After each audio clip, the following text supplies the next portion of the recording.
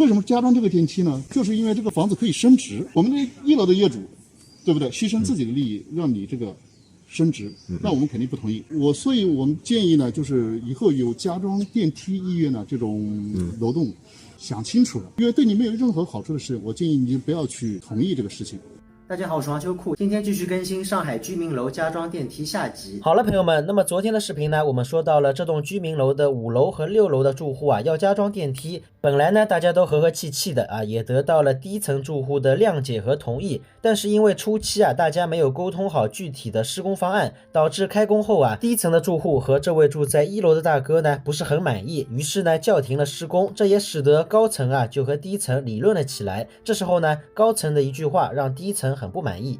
对你现在对我们这个，你看，包括这个门洞砸掉，对我们家这个隐私，包括采光力就不说了，那肯定是有影响的，不可能说一点都没有影响，对不对？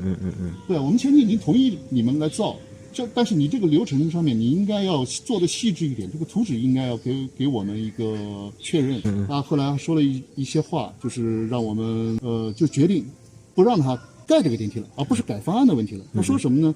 就是说，如果为了考虑老人的话，我会花50万去置换一套房子。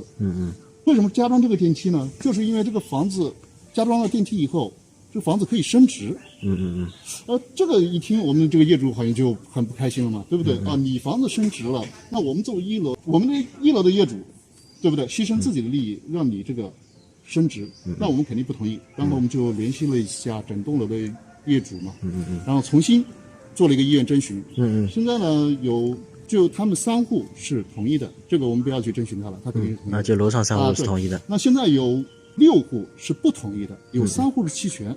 但是弃权的那个用户之前也是不同意的，但是有一些个人的原因。我们现在呢就是要求他们一个停止施工。而且现在协商已经不起作用了，那我们就只能走法律程序。现在我们要求就是他那个停止施工。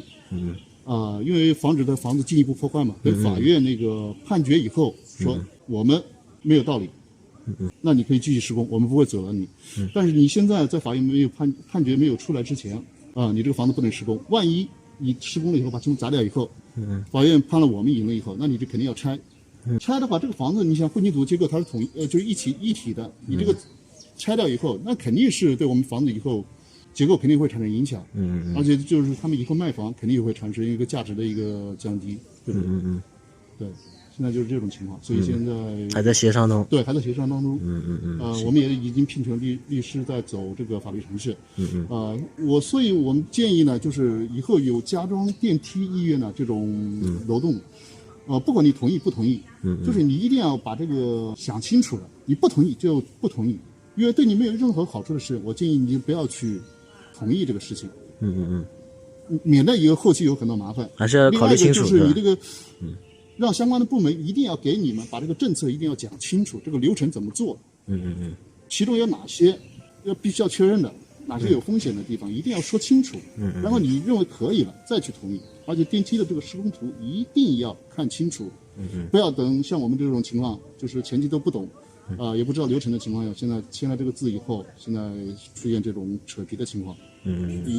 而且影响这个邻里的关系。这现在就是施工好的一个画面是吧？对，这是第1天施工后的一个结果。然后你看这个水管啊。对，这个造电梯的话是这样子的。对。